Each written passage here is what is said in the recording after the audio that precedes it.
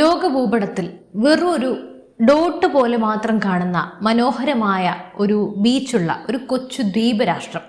ജനസംഖ്യ വെറും 1,00,000-നടുത്ത് മാത്രമേ ഉള്ളൂ. എന്നാൽ ഈ നിമിഷത്തിൽ ലോകത്തിലെ ഏറ്റവും വലിയ 2 ആണവ ശക്തികൾ ഈ കൊച്ചു ദ്വീപിന് മേൽ ആധിപത്യം സ്ഥാപിക്കാൻ അണിയറയിൽ യുദ്ധം ചെയ്യുകയാണ്. ഇങ്ങനെ പറഞ്ഞാൽ നിങ്ങൾക്ക് എന്ത് തോന്നും? പുതിയൊരു യുദ്ധമാണെന്നോ അല്ലേ? അതെ, ചൈന തങ്ങളുടെ അത്യാധുനിക യുദ്ധക്കപ്പലുകളും കോടിക്കണക്കിന് ഡോളറിന്റെ നിക്ഷേപങ്ങളുമായി ഈ ദ്വീപിന് വിഴുങ്ങാൻ വേണ്ടി വലക്കണ്ണികൾ നെയ്യുമ്പോൾ ഇന്ത്യൻ പ്രധാനമന്ത്രി നരേന്ദ്രമോദി തൻ്റെ അതീവ രഹസ്യവും തന്ത്രപരവുമായ നീക്കങ്ങളുമായി അവിടെ നേരിട്ട് ഇറങ്ങിയിരിക്കുകയാണ്. കഴിഞ്ഞ ദിവസം ആരംഭിച്ച ഈ 3 ദിവസത്തെ ചരിത്ര സന്ദർശനം വെറും ഒരു നയതന്ത്ര സന്ദർശനമല്ല. ഇത് ഇന്ത്യൻ മഹാസമുദ്രത്തിൻ്റെ നിയന്ത്രണം ആരുടെ കൈകളിൽ ഇരിക്കണമെന്ന് തീരുമാനിക്കുന്ന ഒരു മഹായുദ്ധത്തിൻ്റെ തുടക്കമാണ്. സീഷൽസ് എന്ന ഈ ദ്വീപ് സമൂഹത്തിൽ ഇന്ത്യ രഹസ്യമായി നിർമ്മിക്കുന്ന സൈനിക താവളത്തിൻ്റെ സത്യം എന്താണ്? ചൈനയെ തളയ്ക്കാൻ മോദി പ്രയോഗിച്ച ആ രഹസ്യ ആയുധമെന്ത്? ഇന്ത്യൻ മഹാസമുദ്രത്തിൽ ചൈന ഒരുക്കിയ സ്ട്രിംഗ് ഓഫ് പേൾസ് അഥവാ മുത്തുമാല തന്ത്രത്തെ ഇന്ത്യ തകർക്കുന്നത് എങ്ങനെയാണ്? അവസാനം വരെ കാണുക. അന്താരാഷ്ട്ര രാഷ്ട്രീയത്തെ പിടിച്ചുലയ്ക്കുന്ന ആ രഹസ്യമാണ് നമ്മൾ ഇന്ന് സംസാരിക്കുന്നത്. പുറമേ നിന്ന് നോക്കുമ്പോൾ സീഷൽസ് വെറും ഒരു ടൂറിസ്റ്റ് കേന്ദ്രമാണ്. എന്നാൽ ഒരു അന്താരാഷ്ട്ര സുരക്ഷാ വിദഗ്ധന്റെ കണ്ണിലൂടെ നോക്കിക്കഴിഞ്ഞാൽ അതൊരു ജീവൻ മരണ പോരാട്ട വേദി തന്നെയാണ്. പശ്ചിമ ഇന്ത്യൻ മഹാസമുദ്രത്തിൽ 115 ദ്വീപുകളിലായി ചിതറിക്കിടക്കുന്ന ഒരു രാജ്യം. ഭൂവിസ്തൃതി കുറവാണെങ്കിലും സീഷൽസിന് ചുറ്റുമുള്ള സമുദ്രം, അതായത് അവരുടെ എക്സ്ക്ലൂസീവ് എക്കണോമിക് സോൺ EEZ എത്രയാണെന്നറിയോ? 1.3 ദശലക്ഷം ചതുരശ്ര കിലോമീറ്ററാണ്.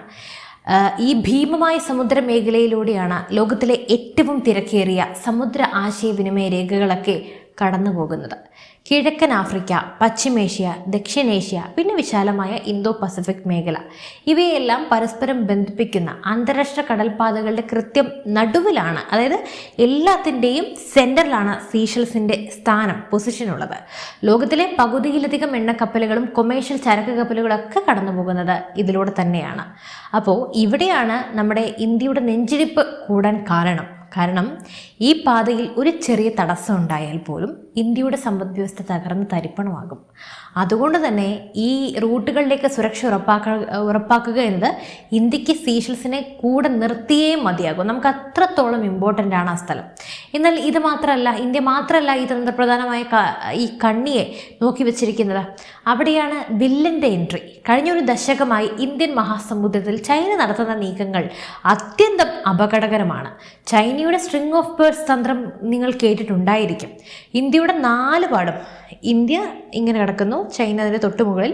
അപ്പോൾ ഈ 4 പാടും കടലുകളെ വളയുക എന്ന ലക്ഷ്യത്തോടെ പാകിസ്ഥാനിലെ ഗ്വാദർ, ശ്രീലങ്കയിലെ ഹമ്പൻതോട്ട, ജിബൂട്ടിയിലെ സൈനിക താവളം, ഇവയെല്ലാം ചൈന ഇതിനകം തന്നെ സ്വന്തമാക്കി കഴിഞ്ഞു. ഇതിന് പിന്നാലെ ചൈനയുടെ കണ്ണ് പതിഞ്ഞത് അടുത്തതായി സീഷൽസിലാണ്.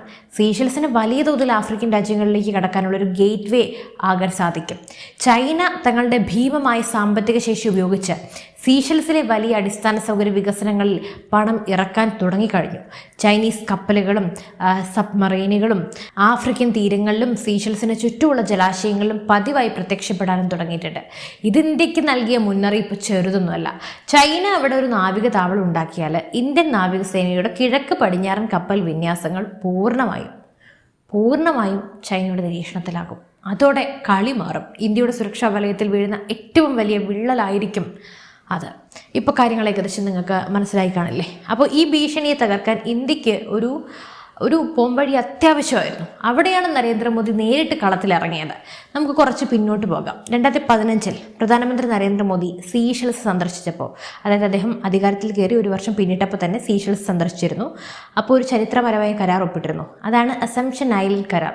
സീഷൽസിലെ ഒരു പ്രധാന ദ്വീപായ അസംപ്ഷൻ ഐലൻഡിൽ ഇന്ത്യ ഒരു വിമാനത്താവളവും നാവിക താവളവും വികസിപ്പിക്കും. ഇതായിരുന്നു ആ കരാർ. ചൈനയെ ലക്ഷ്യമിട്ടുള്ള ഇന്ത്യയുടെ ഏറ്റവും വലിയ തന്ത്രപരമായ നീക്കമായിരുന്നു അത്. ചിന്തിക്കൂ, അധികാരത്തിൽ കയറി അടുത്ത വർഷം ഒപ്പിട്ട കരാറാണിത്. എന്നാൽ സംഭവിച്ചത് മറ്റൊന്നാണ്. ഈ കരാർ പുറത്തു വന്നതോടെ വലിയ വിവാദങ്ങളാണ് ഉണ്ടായത്. ഇന്ത്യ സീഷൽസിൻ്റെ പരമാധികാരം പിടിച്ചെടുക്കാൻ പോകുന്നു എന്ന രീതിയിൽ അവിടെ ആഭ്യന്തര പ്രതിഷേധങ്ങളൊക്കെ ഉയർന്നു. ഇതിൻ്റെ പിന്നിൽ ചൈനയുടെ കറുത്ത കരങ്ങൾ തീർച്ചയായും ഉണ്ടായിരുന്നു. അത് അന്താരാഷ്ട്ര മാധ്യമങ്ങൾ റിപ്പോർട്ട് ചെയ്ത വിഷയമാണ്. ഒടുവിൽ സീഷെൽസ് പാർലമെന്റ് ഈ കരാർ റദ്ദാക്കുന്ന അവസ്ഥയിലേക്ക് വരെ കാര്യങ്ങളെത്തി. പക്ഷേ ഇന്ത്യ വിട്ടുകൊടുക്കാൻ തയ്യാറായിരുന്നില്ല.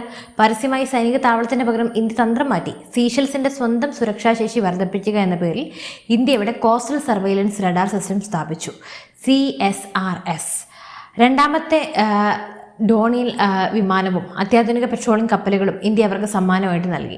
അതായത് സാങ്കേതികമായി അത് സീഷെൽസിൻ്റെ താവളമാണെങ്കിലും അതിൻ്റെ കൺട്രോളും നിരീക്ഷണ വിവരങ്ങളും ഇന്ത്യയുമായി നേരിട്ട് പങ്കുവയ്ക്കപ്പെടുന്നു. ചൈനയുടെ കപ്പലുകൾ ആ റൂട്ടിൽ എവിടെയെങ്കിലും ചലിച്ചു കഴിഞ്ഞാൽ ആ നിമിഷം ഡൽഹിയിലെ സൗത്ത് ബ്ലോക്കിൽ സൈറൺ മുഴങ്ങും. ആ രീതിയിൽ കാര്യങ്ങൾ ഇന്ത്യ വഴിതിരിച്ചു വിട്ടു. ഇപ്പോഴത്തെ മോദിയുടെ സന്ദർശനം എന്തുകൊണ്ട് ഇത്രയധികം ആഗോള ശ്രദ്ധ നേടുന്നു? അതിനുള്ള ഉത്തരത്തിലേക്ക് കടക്കാം. അതിന് കാരണം ഇതിൻ്റെ ടൈമിംഗ് ആണ്. 1976 ബ്രിട്ടീഷ് ഭരണത്തിൽ നിന്ന് സീഷെൽസ് സ്വാതന്ത്ര്യം നേടിയതിൻ്റെ സുവർണ ജൂബിലി ആഘോഷങ്ങളാണ് ഇപ്പോൾ നടക്കുന്നത്. അപ്പോൾ ഈ ചരിത്ര മുഹൂർത്തത്തിൽ വിശിഷ്ടാതിഥിയായി പങ്കെടുക്കുന്നത് ഇന്ത്യൻ പ്രധാനമന്ത്രി നരേന്ദ്രമോദിയാണ്. കൂടാതെ സീഷെൽസിൻ്റെ നാഷണൽ അസംബ്ലിയെ അഭിസംബോധന ചെയ്യുന്ന ചരിത്രത്തിലെ ആദ്യത്തെ ഇന്ത്യൻ പ്രധാനമന്ത്രിയായി മോദി മാറാൻ പോവുകയാണ്. അപ്പോൾ ഇത് ചൈനയ്ക്കുള്ള ശക്തമായ രാഷ്ട്രീയ സന്ദേശമാണ്. ഇന്ത്യയും സീഷെൽസും തമ്മിലുള്ള ബന്ധത്തിന് നൂറ്റാണ്ടുകളുടെ പഴക്കമുണ്ട്. 1770 ആദ്യമായി മനുഷ്യർ അവിടെ താമസിക്കാൻ തുടങ്ങിയപ്പോൾ ആ കൂട്ടത്തിൽ 5 ഇന്ത്യക്കാരുണ്ടായിരുന്നു. ബ്രിട്ടീഷ് കാലഘട്ടത്തിൽ ബോംബെ പ്രസിഡൻസിക്ക് കീഴിലാണ് സീഷെൽസ് ഭരിക്കപ്പെട്ടത്. ഒരു പ്രധാന ചരിത്ര വസ്തുത ശ്രദ്ധിക്കുക. അതായത് 1976 ജൂൺ 29 സീഷെൽസ് സ്വാതന്ത്ര്യം പ്രഖ്യാപിച്ച ആ ചടങ്ങിൽ സാക്ഷിയാകാൻ അവിടെ എത്തിയതും ഇന്ത്യൻ നാവികസേനയുടെ INS നീൽഗിരി എന്ന യുദ്ധ കപ്പലായിരുന്നു. അന്ന് തുടങ്ങിയ ആ ബന്ധം ഇന്ന് ഈ 50 വർഷങ്ങൾക്ക് ശേഷവും ഈ 50 വർഷം തികയുമ്പോഴും ഇന്ത്യ കാത്തു സൂക്ഷിക്കുന്നുണ്ട്. ചൈനയെ പോലെ പണം കൊടുത്ത രാജ്യങ്ങളെ കടക്കെണിയിലാക്കുന്ന ഒരു ശൈലി നമ്മുടെ ഇന്ത്യക്കില്ല. അത് നമ്മൾ അത്രത്തോളം നാണം കെട്ട പരിപാടി ഇന്ത്യ സ്വീകരിക്കാറില്ല. പക്ഷേ അവിടുത്തെ ജനങ്ങൾക്ക് ആവശ്യമായ ആശുപത്രികൾ, IT സെന്ററുകൾ, വീടുകൾ എന്നിവ നിർമ്മിച്ചു നൽകിയും അവിടുത്തെ ഉദ്യോഗസ്ഥർക്ക് പരിശീലനം നൽകിയുമാണ് ഇന്ത്യ ഹൃദയങ്ങൾ കീഴടക്കുന്നത്. അപ്പോൾ സീഷെൽസിലെ ഊർജ്ജസ്വലരായ ഇന്ത്യൻ സമൂഹം അവിടുത്തെ സമ്പദ് വ്യവസ്ഥയുടെ ജീവനാഡിയാണ്. അവരെ അഭിസംബോധന ചെയ്യുന്നതിലൂടെ വലിയൊരു സാംസ്കാരിക സ്വാധീനമാണ് മോദി അവിടെ ഉറപ്പാക്കുന്നത്. അപ്പോൾ ഈ 3 ദിവസത്തെ സന്ദർശനം അവസാനിക്കുമ്പോൾ ഇന്ത്യൻ മഹാസമുദ്രത്തിലെ സമവാക്യങ്ങൾ പൂർണ്ണമായും മാറ്റിയെഴുതും. പശ്ചിമ ഇന്ത്യൻ മഹാസമുദ്ര മേഖലയിൽ ഇന്ത്യയുടെ സ്വാധീനം ചൈനയ്ക്ക് മറികടക്കാൻ പറ്റാത്തത്ര ഉയരത്തിലെത്തും. അപ്പോൾ ഈ സന്ദർശനത്തിലൂടെ ഇന്ത്യ ലക്ഷ്യമിടുന്നത് പ്രധാനമായിട്ടും 3 കാര്യങ്ങളാണ്. അതുകൂടി പറഞ്ഞ് നമുക്കിത് അവസാനിപ്പിക്കാം. ഒന്നാമത്, ആധുനിക നിരീക്ഷണ സംവിധാനങ്ങളുടെ വിപുലീകരണം. ചൈനീസ് സബ്മറൈനുകളെ കടലിൽ വെച്ച് തന്നെ ട്രാക്ക് ചെയ്യാനുള്ള അത്യാധുനിക സോനാർ റഡാർ ശൃംഖലകൾ ശക്തിപ്പെടുത്തുക. 2, സമുദ്ര സുരക്ഷാ പങ്കാളിത്തം. സംയുക്ത നാവിക അഭ്യാസങ്ങളും പെട്രോളിങ്ങും വർദ്ധിപ്പിച്ച് പൈറസിക്കെതിരെയും കള്ളക്കടത്തുകാർക്കെതിരെയും ശക്തമായും പ്രതിരോധം തീർക്കുക എന്നത്.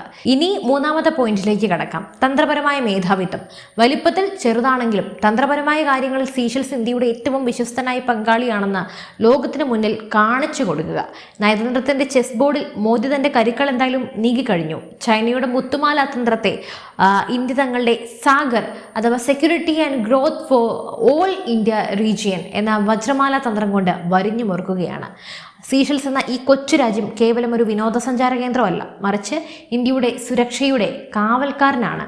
അപ്പോൾ മോദിയുടെ ഈ ഒരു വലിയ നീക്കത്തെ നിങ്ങൾ എങ്ങനെയാണ് നോക്കിക്കാണുന്നത്? തീർച്ചയായും നിങ്ങളുടെ അഭിപ്രായങ്ങൾ താഴെ രേഖപ്പെടുത്തുക. മറ്റു വിഷയമായി വീണ്ടും എത്തും വരെ നന്ദി.